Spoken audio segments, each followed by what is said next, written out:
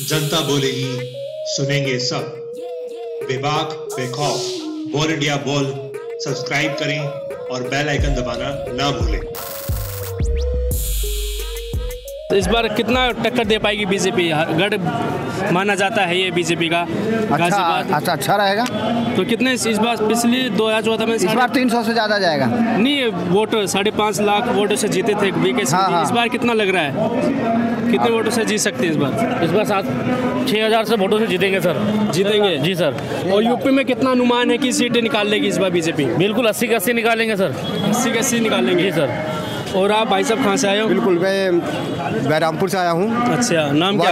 Ward number 35 से आया हूँ। मेरा नाम गुलाम मुर्तजा अंसारी है। अच्छा जी।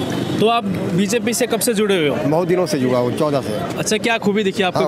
खूबी इनमें है, बहुत खूबी है।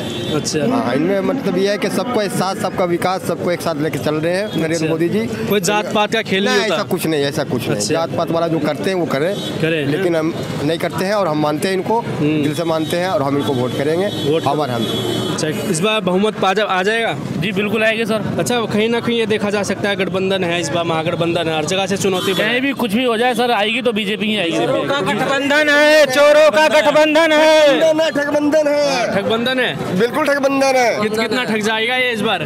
किसका खर्चा? कितना ठग जाएगा बीजेपी? कितना ठग लेगी इनको अब? ये सारे के सारे ठगबंधन हो जाएगा। इस बार 380 प्लस लाएगी। 380 प्लस। विकास गाजियाबाद में इस बार हुआ है, इतना विकास कभी नहीं हुआ। जेवर का एयरपोर्ट अभी तक अटका पड़ा है। 7 माह के अंदर इस एयरपोर्ट को तैयार करने का श्रेय सिर्फ जनरल वीके सिंह को जाता है। ऐसी भाजपा सरकार के अंदर मोदी जी जो विदेशों तक हमारे देश का परचम लहरा रहे हैं, आज हमारी इज्जत जो विदेशों तक हमारा सम्मान होता है वह सिर्फ मोदी जी की वजह से है। आज सर्जिकल स्ट्राइक हो रही है या जो भी कहीं भी मान सम्मान हो रहा है भारत का, सिर्फ मोदी जी की वजह से है। आज रेड कारपेट पे हमारे प्रधानमंत्री का स्वागत होता है विदेशों में, समझते हैं हमारा स्वागत हो रहा है। हमारे हमारे एक कार्यकर्ता का मन देश के लिए हम मोदी जी को वोट देंगे। जितने काम मोदी जी ने करा, सब 70 साल के अंदर चोरी की, अपने पहले अपना भरा फिर देश को दिया बचा हुआ।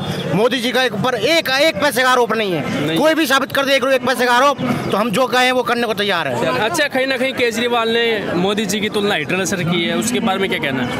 केजरीवाल क्या कहेंगे तो उन्हीं को पता होगा, लेकिन हमें मोदी जी। वो तो पलटू राम है। केजरीवाल पलटू राम है। कब कहाँ पलट जाएगा, कब किसके, कभी बेटे की कसम खाता है, कभी पत्नी की कसम खाता है कि कांग्रेस से नहीं मिलूंगा। आज वो कांग्रेस से मिलने के लिए परेशान है और कांग्रेस को चाहता है कि अपने गोद में ले ले, जबकि वो उन्हें यहाँ तक पहुँचाने वाले कभी कभी पूरे हम लोग संघ के लोग जो भी थे सब लोगों ने अन्ना हजारे के अनशन को यहाँ तक बढ़ाया। उससे ये गलती से पैदा होकर के केजरीवाल जो है आज पर सीएम बन बैठे।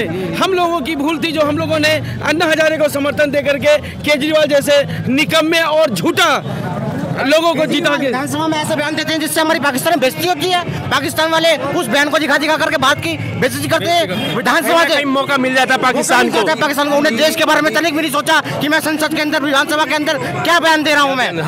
अभी कलकत्ता में केजरीवाल ने भाषण दिया कि मोदी के अमित शाह जी जब रहते हैं तो मैं शरीर कांपते हैं। पाकिस्तान मोदी और सरकार जो आएंगे तो पाकिस्तान खत्म हो जाएगा। मतलब पाकिस्तान की तबाह करने की सोच रहे, इंडिया के बारे में नहीं सोच रहे केजरीवाल जी। मैम, आप क्या कहोगे इस बारे में? मैं ये कहूँगी कि मोदी जैसा इंसान पूरे इंडिया में कहीं भी नहीं होगा। अच्छा। इतने अच्छे पीएम है, इनके अलावा कोई और देश को नहीं चला सकता। पाकिस्तान कभी भी छोड़ने वाला नहीं था हमारे बंदे को। उन्होंने इनके दबाव के आकर पाकिस्तान ने छोड़ दिया। पहले कांग्रेस के टाइम पे जो हमारा वहाँ पे जवान पकड़ लिए थे वो आज तक नहीं छोड़ा, आज तक जेल में है और इनके डर से उसको आज मोदी जी का उनका भय है पाकिस्तान के अंदर। अगर कुछ अभिनंदन को हो जाता तो पाकिस्तान शायद नक्शे से गायब हो जाता। हाँ, नक्शे से गायब हो, पाकिस्तान बिल्कुल खत्म हो जाता। अच्छा। अगर वो नहीं इनकी बात मानते पाकिस्तान को बिल्कुल खत्म कर देते। इन्होंने कहा कि मैं घर में घुस के मारूंगा। अगर पाकिस्तान ने हमें तंग किया या कुछ किया आगे हमारे हाथ से किए तो मैं घर में घुस के मारूंगा। ऐसा कोई मतलब हमारा पीएम आज तक पैदा नहीं हुआ है जितना अच्छा मोदी और योगी दोनों ने देश को चलाया और कोई देश नहीं चला सकता। ना कांग्रेस ना गठबंधन आज है कल टूट जाएगा। अच्छा सर, मेरा ये आपसे सवाल है, 2019 में किसकी झोली में जाने वाली है ये सीटें सबसे ज्यादा? कौन बनेगा इस बार पीएम इस देश को? नरेंद्र मोदी।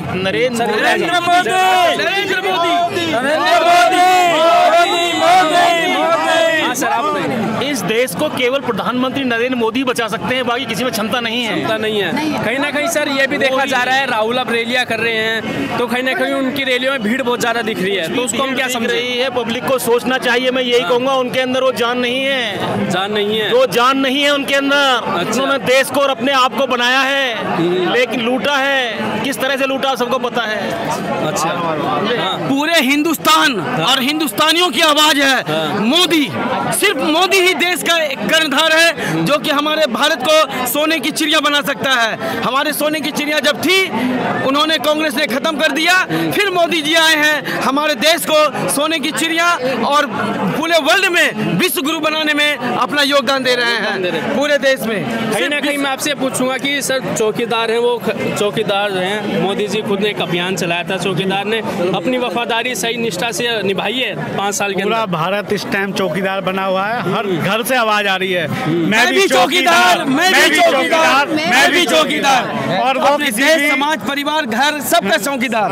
पूरे देश को चलाने के लिए एक चौकीदार की जरूरत है। वो शुद्ध मन से, साफ मन से देश के हित के लिए, जिनका कोई परिवार नहीं, पूरा देश परिवार है, न भाई, न बेटा, न बेट, कोई नहीं, सिर्फ पूरे देश के 125 करोड़ देशवासी जिनका परिवार है वो नरेंद्र मोदी है। सब चौकीदार है उनके साथ। क्या कहते हैं? हमारे देश में अगर इस पूरे वर्ल्ड के अंदर हमारे देश में अगर कोई स्थान कहीं दिला सकता है, सुरक्षा कोई दे सकता है, तो सिर्फ मोदी जी दे सकते हैं। मोदी जी दे सकते हैं। सुरक्षा आज की तारीख में, सुरक्षा एक ऐसा मुद्दा है वर्ल्ड के अंदर कि कोई भी किसी भी कहीं का भी आदमी हो, सबसे पहले वो ये चाहता है कि मेरा देश, मेरा घर सुरक्षित हो। अगर सुरक्षित होगा तो सब कुछ होगा। हम आपस की लड़ाई में लड़ सकते हैं, लेकिन जो देश को सुरक्षित करने वाला आदमी है वो सिर्फ मोदी जी हैं, इनके अलावा कोई नहीं कर सकता। क्या सर, नाम क्या आपका? हाजी जमालुद्दीन। कहाँ से आए हो आप? हिंडन बिहार, गाजियाबाद। अच्छा, कहीं ना कहीं आपको गाजियाबाद का विकास आप देख रहे हो जी, ये आपको खुश हो रही है, खुशी अंदर से लग रही है कि मोदी जी ने काम अच्छा किया है?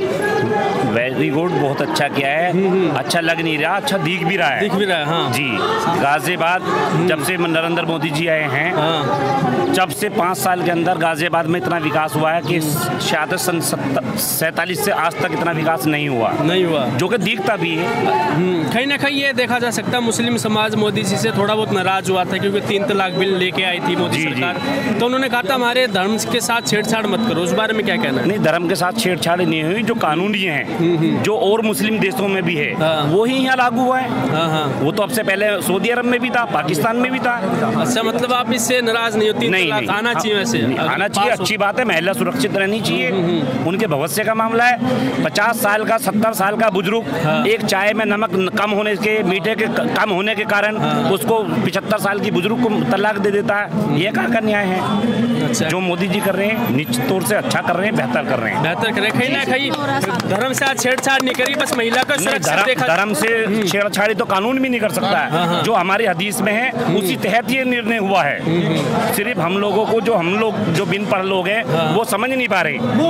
देखिए, जो बहन बेटियां हैं, जैसी हमारी बेटी है ऐसी औरों की बेटियां हैं। जब हम उसको ब्याह के उसके ससुराल भेजते हैं और वो अपना जीवन अपने परिवार में संभालती हैं, और उसको किसी गलती पे, कठिनाइयों पे 3 तलाक दे देते हैं। ये क्या तरीका है? 3 तलाक हमारे समझा जाए, मतलब 3 तलाक हमारे हुजूर के टाइम से भी इस 3 तलाक को एक साथ देना नाजायज ठहराया है। इसका मतलब क्या हल होना चाहिए? वैसे एक तरह से मैं आपसे पूछना चाहूँगा। देखिए क्या है, ये तो उलेमा बताएंगे, मैं तो एक व्यक्ति हूँ, साधारण व्यक्ति हो, क्योंकि इस बाल के मसले को तो हमारे उलेमा बताएंगे।